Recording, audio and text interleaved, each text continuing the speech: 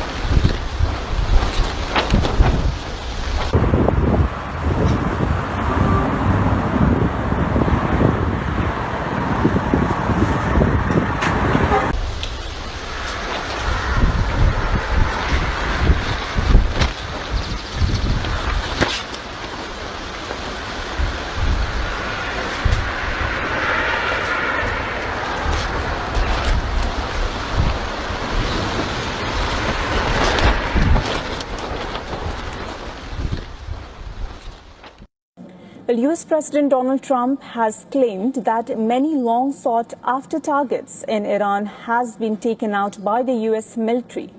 In his latest Truth Social post on the West Asia war, Trump said it is a big day for Iran while touting US military successes.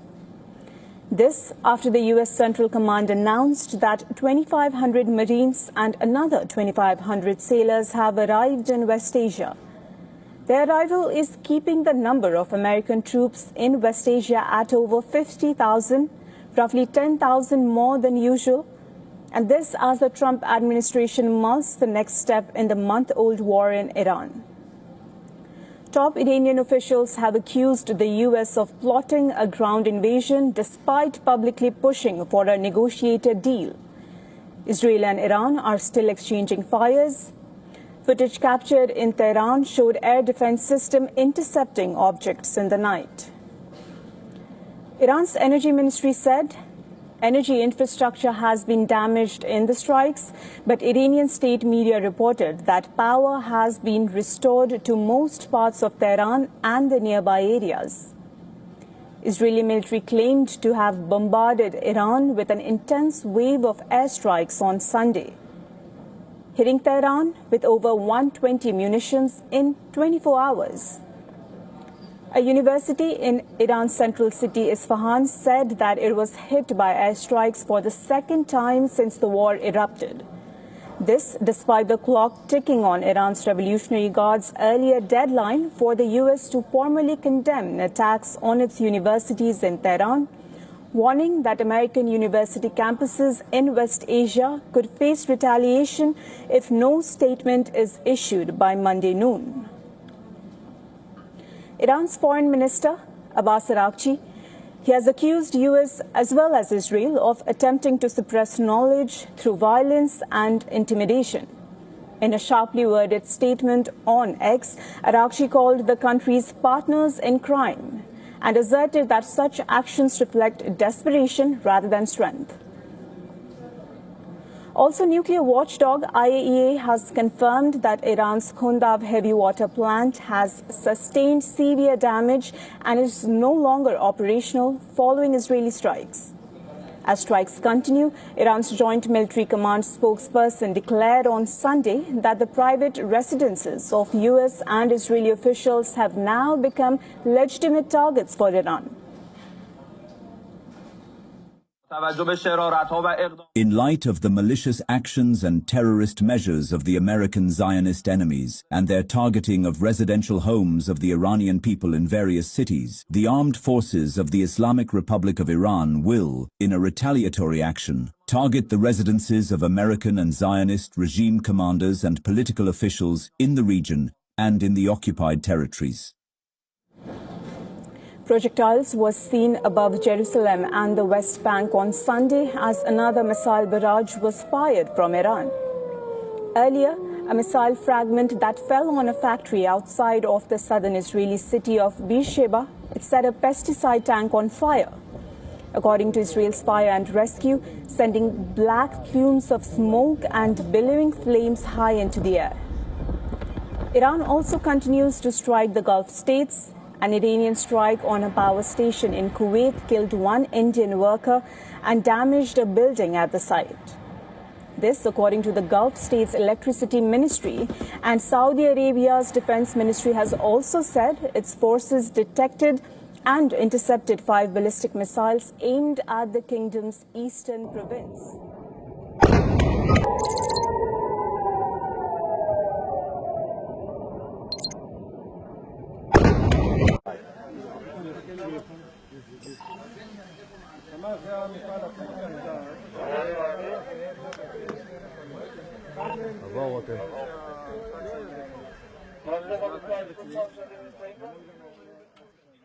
U.S. President Donald Trump is now talking about taking over Karg Island, which is Iran's major fuel hub. If you would have said that in 3 days we were going to knock out 158 ships, their entire Navy, which we did, we knocked out their entire Air Force. We knocked out most of their missiles. That's why you see missile attacks, but they're sputtering. President Trump told reporters the war with Iran is ahead of schedule. He then told the Financial Times he could take the oil in Iran and possibly seize its major fuel hub. Donald Trump says the move could mean taking over Karg Island, which is the main terminal for more than 90% of Iran's crude oil exports. U.S. President Donald Trump also told reporters that Iran has agreed to most of that 15-point plan, which is the list of demands from the U.S. to end the war. He added that Iran has given the U.S. several big boats of oil that will go through the Strait of Hormuz starting today. They're lying to you. It's not just 3,000 or 5,000 troops that are being deployed. It is tens of thousands of troops that are being deployed. I just got off the phone with one of the Airbnb hosts that I work with. Airbnb is one of my main sources of income. And this host is going to be gone for over 6 months. I can't disclose where he's going to be gone at, but he's going to be gone for over 6 months. And he's leaving his house in my name. Like, he's actually really nervous to go down there, and he's leaving his house in my name. I mean, besides the fact that this is like shocking, it's really quite sad, to be honest with you. And he was saying that it's not just the 3,000 or 5,000 troops that are currently leaving, that it is tens of thousands of troops that are getting their orders to leave. So if you think that there's not going to be a draft, think again. President Trump has not ruled out boots on the ground in Iran. Are you afraid of a U.S. invasion in your country? No, we are waiting for them. You are waiting for the U.S. military to invade the ground troops? Yes, because we are confident that we can confront them, and that would be a big disaster for them. So you're saying that Iran is ready and willing to take on the U.S. military if there were to be ground troops? Well, we were ready for this war even more than the previous war. So you can see, the quality of our missiles, how much they are upgraded after the last war, because we learned lots of lessons. And we are prepared for any other eventuality, even, a ground invasion. So our soldiers are prepared for any scenario. When I said that we are waiting for them, it didn't mean that we are waiting for continuation of the war. No, but we have prepared ourselves to confront with any scenario, with any eventuality, any possibility, and we know that we can handle that. رئیس جمهور آمریکا که معروف به دروغگوترین رئیس جمهور کشورهای جهان شده است و هیچ ثبات فکری و گفتمانی ندارد، به هیچ عنوان قابل اعتماد نیست و متاسفانه سران آمریکا به کسی اختیارات فرماندهی نیروهای مسلح را واگذار نمودند که به دلیل بی‌تعادلی، موضع‌گیری‌ها و تصمیمات خطرناک و غلط ارتش آمریکا را وارد باطلاق مرگ نموده است. ترامپ موضوعی را یک روز صبح به طبل تهدید می‌کوبد و عصر همان روز عقب نشینی می‌کند. زمانی از مذاکره دم می‌زند و ساعاتی پس از آن تصمیم به اداره جنگ می‌گیرد. این فرد بی‌تعادل و کذاب خسارت‌های فراوانی را به مردم آمریکا، اروپا و کشورهای جهان به ویژه کشورهای منطقه غرب آسیا وارد نموده است. رئیس جمهور آمریکا ثابت کرده تنها زبانی که میشناسد زبان زور است. در مقابل تهدیدهای اخیر ترامپ مبنی بر عملیات زمینی یا اشغال هر نقطه‌ای از سرزمین‌های ایران که البته آرزویی بیش نیست، اعلام می‌داریم رزمندگان اسلام مدت هاست در انتظار چنین اقداماتی به سر میبرند تا ثابت نمایند که تجاوز و اشغال نتیجه‌ای جز اسارت تحقیرآمیز و قطعه شدن و مفقود شدن متجاوزان را در بر نخواهد داشت و فرماندهان و سربازان آمریکایی خوراک خوبی برای کوسه های خلیج فارس خواهند شد.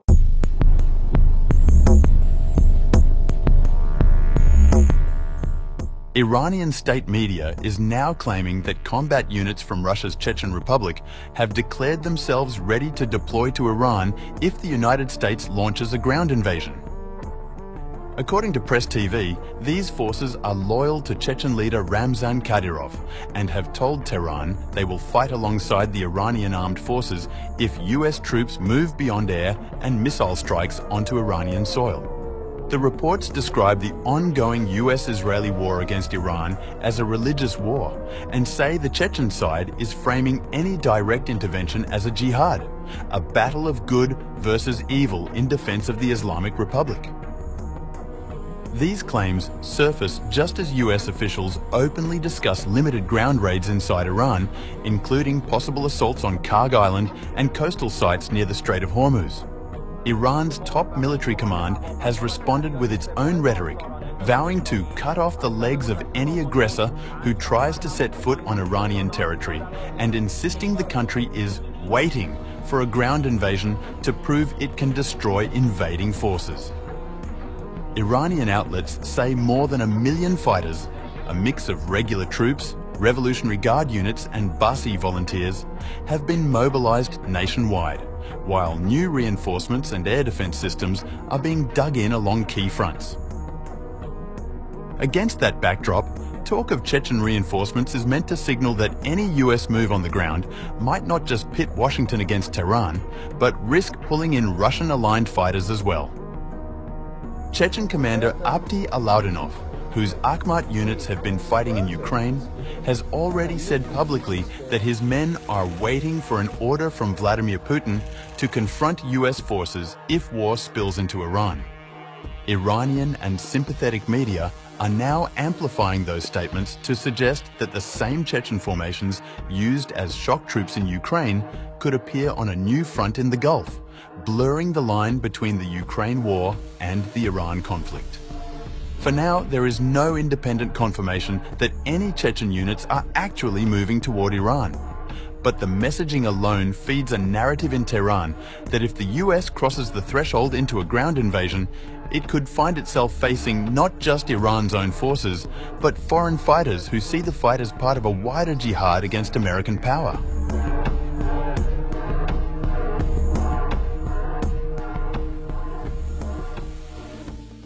A newly released clip circulating from Iranian state media is adding another dramatic layer to the widening regional crisis, this time with attention focused on digital infrastructure rather than a traditional military installation. The footage distributed by Iran's state broadcaster on April 2 appears to show a rocket launch that Iranian media says was directed toward an Amazon cloud computing facility in Bahrain. While the short video itself is only about half a minute long and offers limited visual context, the claim is significant because it points to a growing pattern in which commercial data centers are being drawn into the conflict. Reuters reported on April 2 that Iran's Revolutionary Guard said they had targeted an Amazon cloud computing center in Bahrain, while separate Reuters reporting a day earlier said Amazon's cloud business in Bahrain had already sustained damage after an Iranian strike, according to the Financial Times. This matters because Amazon Web Services is not just another corporate brand in the Gulf.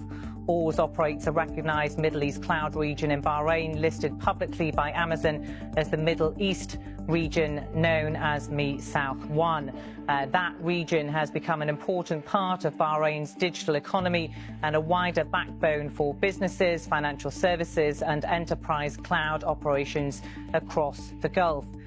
Oars documentation confirms Bahrain as an active regional cloud hub, and public infrastructure listings show Bahrain as one of Amazon's established Middle East regions.